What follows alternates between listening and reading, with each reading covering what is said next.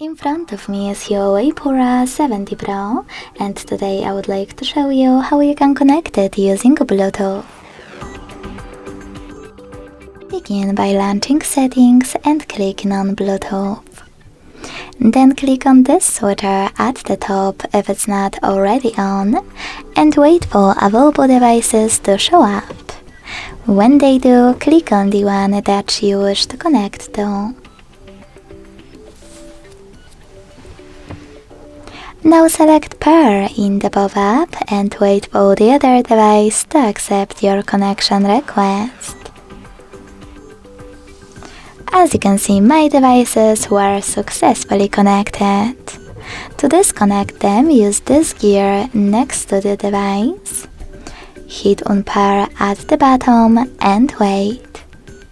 Thanks so much for watching. If you enjoyed this video, leave a like, comment and subscribe. Bye!